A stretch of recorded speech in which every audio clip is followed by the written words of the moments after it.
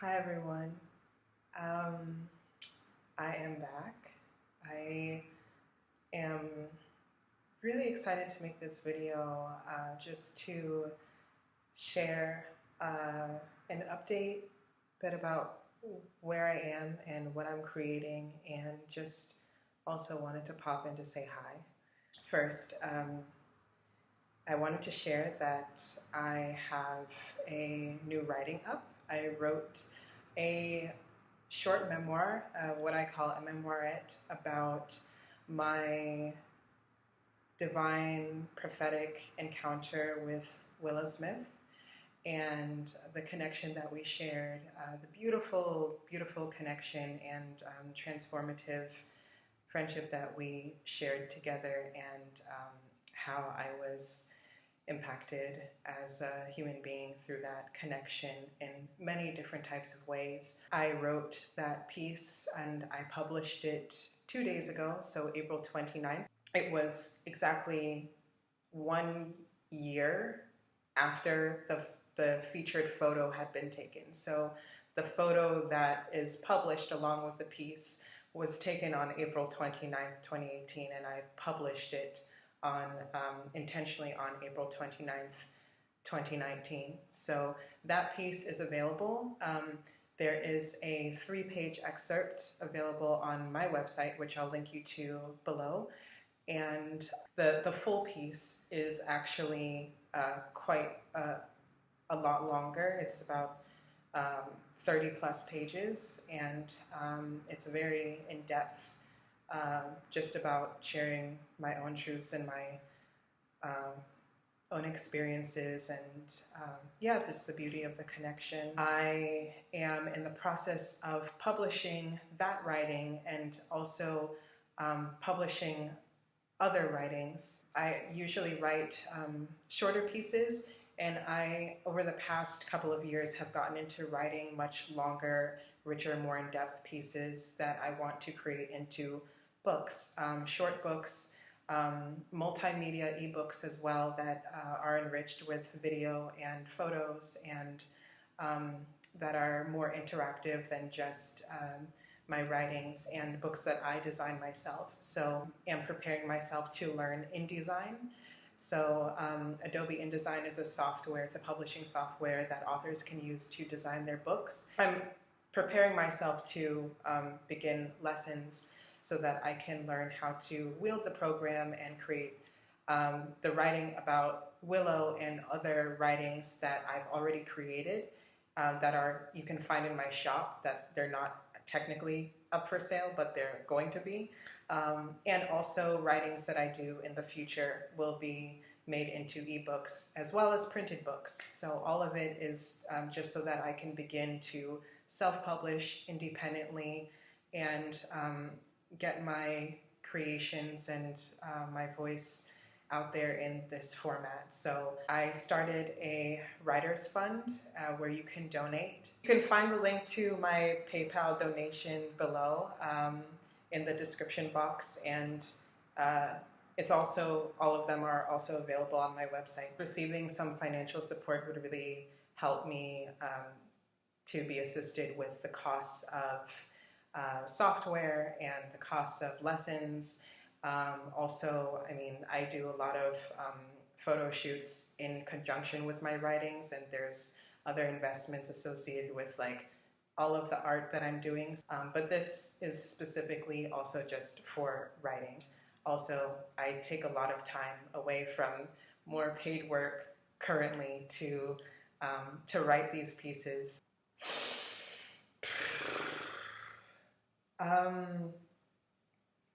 That's one thing, is my writing. Yeah, gosh, I feel a little bit dizzy after even just sharing that. Yeah, one thing I'm being really mindful of at this time in my life is how I use my energy, and I realize, like, with just how much I actually speak to myself out loud, that everything in life really requires energy. Like, I find myself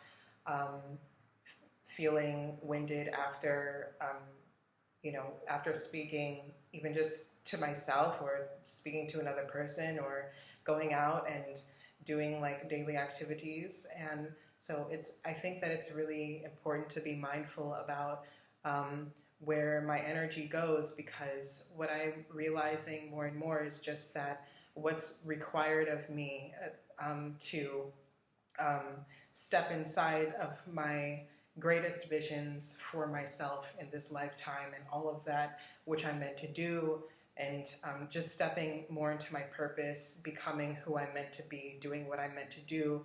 It's going to require my most potent and devoted and focused energy that I have. And so it's really important for me to understand the places and spaces where I find my energy leaking, and being shared in ways that is not optimized, and that's kind of I would say, yeah, being wasteful of the energy that I have. I think that I'm understanding that the energy that I have is it's a it's a finite resource in terms of like what I carry in my physical body, and it's something where it can fluctuate and go up and down, and there's things that I need to do to rejuvenate. So much so that when I wake up in the morning, I find that there's certain protocols or certain things that I need to do in order to make sure that I feel grounded and steady and ready for my day. Things like meditation, eating, not checking my phone before I meditate and eat and dress my bed and do all of these things and give thanks. Like when I find that I don't have boundaries around how I use my time and energy, or I'm draining myself with activities like too much time on social media, or having the exchanges that are not deeply nourishing. I find that it just nips away at the potency of my energy, and that affects how I move into other areas of my life, like my creativity or what I'm able to share with myself or with other people. And I just being a self-employed artist, I find that like I have sometimes more recently, I've had a pocket of time, or larger pockets of time, where it just have moments of stillness, and I don't need to.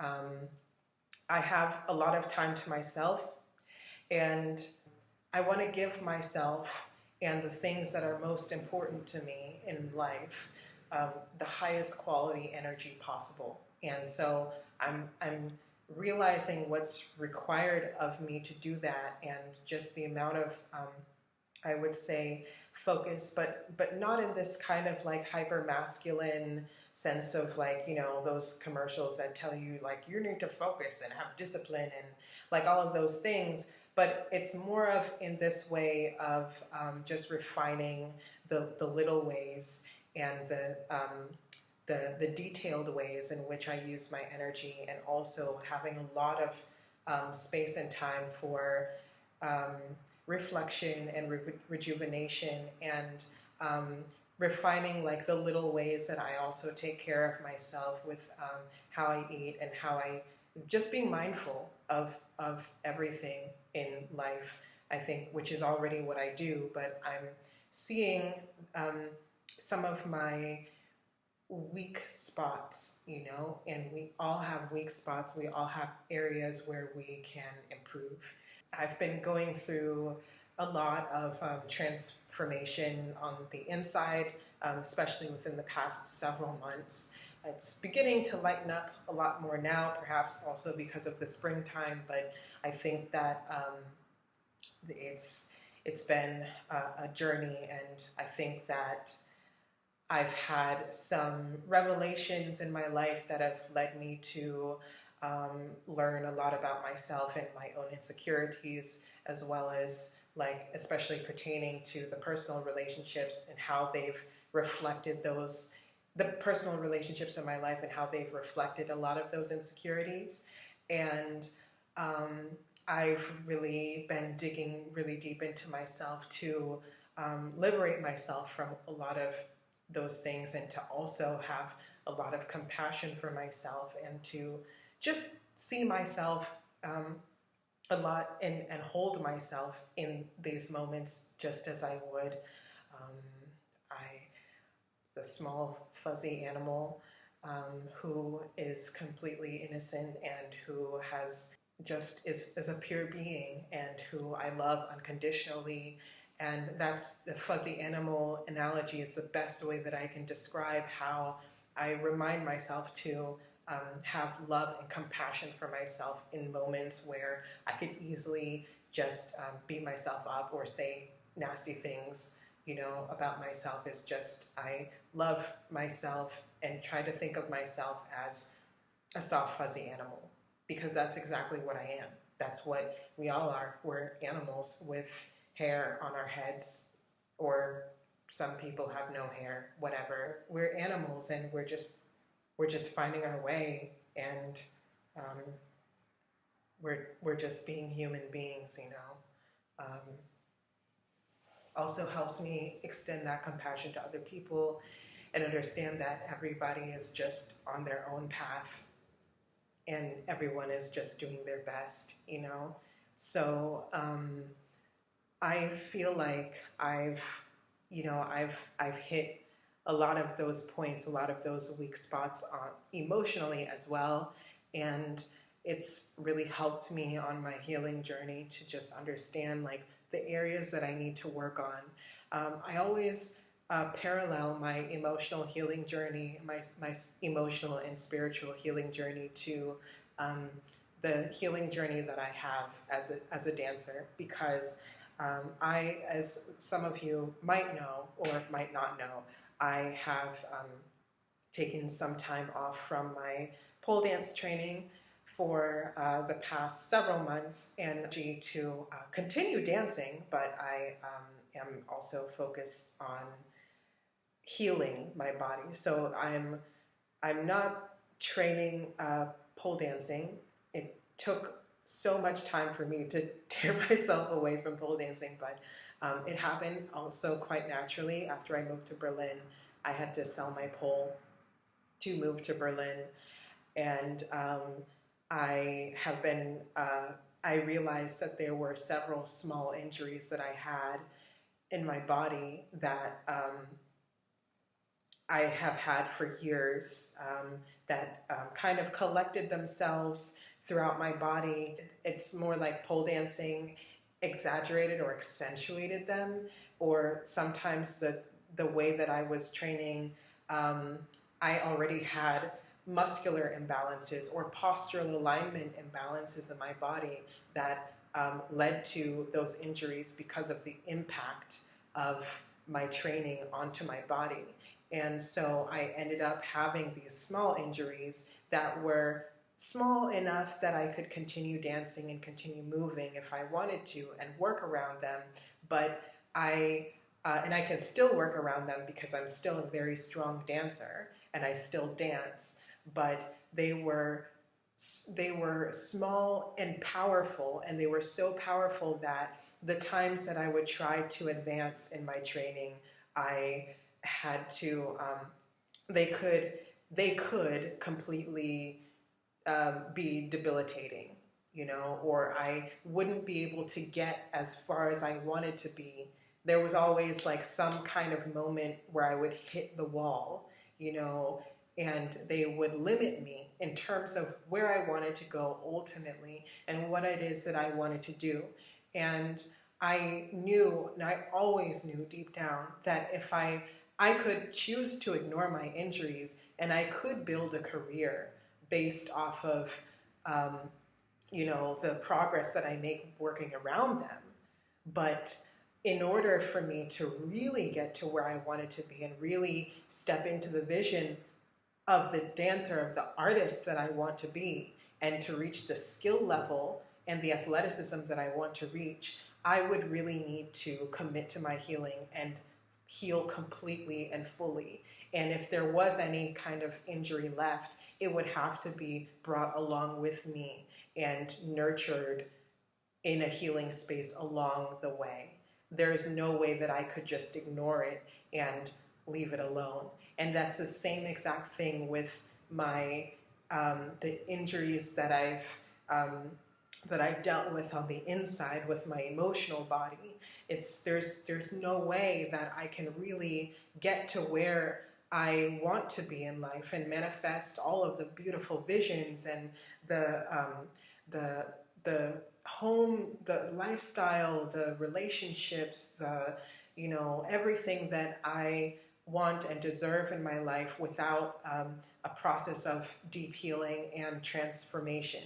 I've seen that in my own life because I have come a long way in my healing journey, and I am actually saying this from a healed perspective. From, if I look back at my journey from 10 years ago, which is when I really started consciously, working on myself in this way, to now, I mean, I've transformed and grown and healed a lot as a person, and I've learned a lot about myself. So I'm saying that knowing that it's true and affirming that it's true.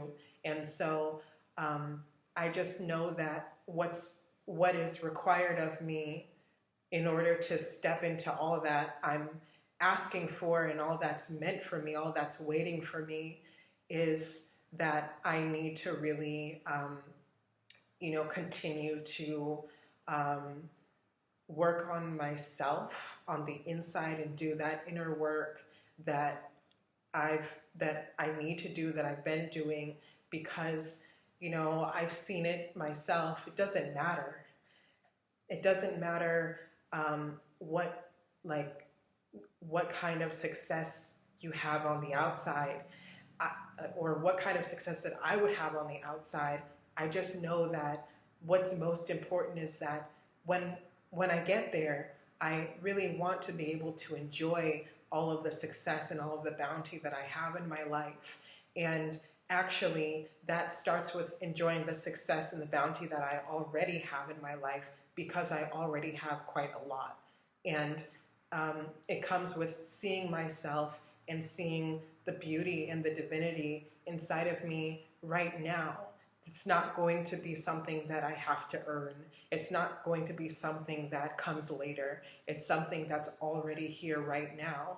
And it's something that I already have to have a deep appreciation for in the moment. Life is always going to be a journey and always going to be a process, and there's always going to be new things to learn, new miracles, new successes, new ups and downs and challenges and different styles of the journeys and the pathways.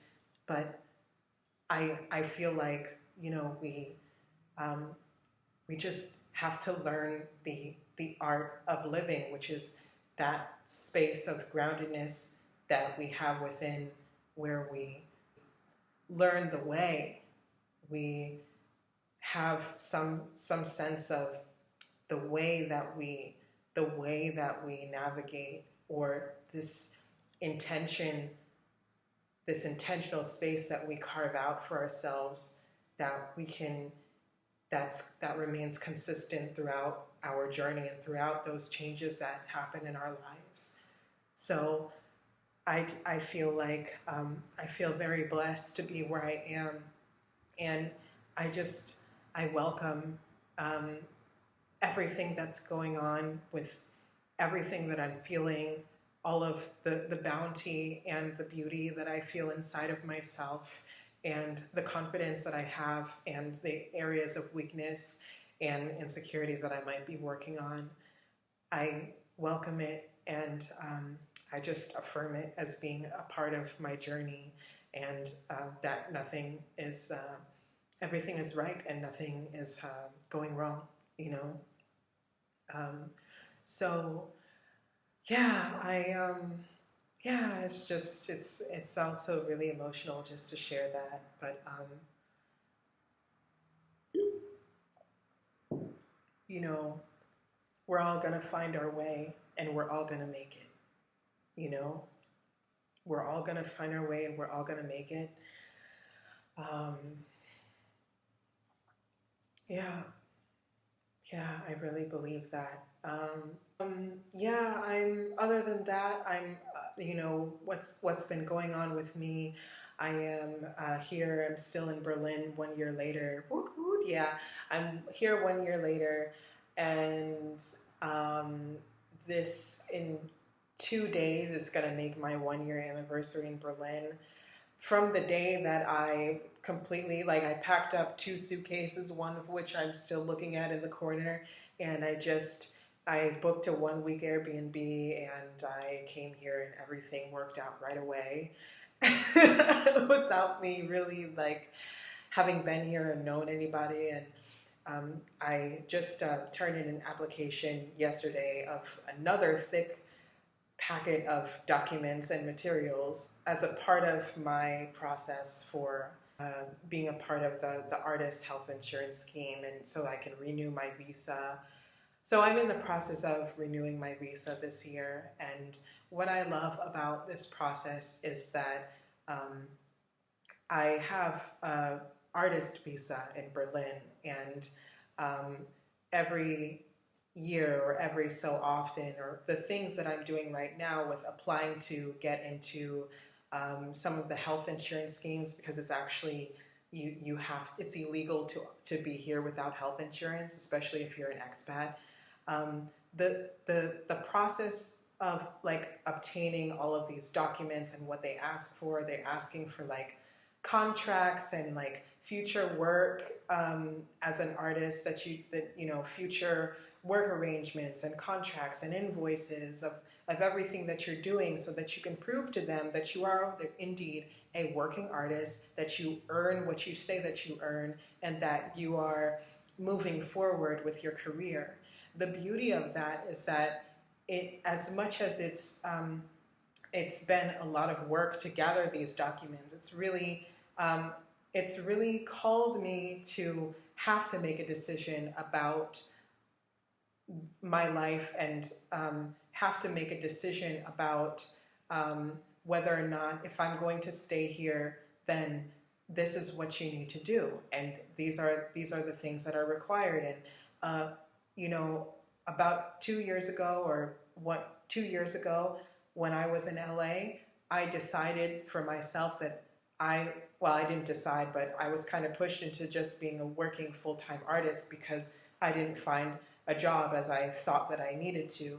And that was the thing that carried me, and has carried me, it's still carrying me this far, and has been the most reliable source of income for me. The most reliable job that I've ever had is sharing my gifts with the world.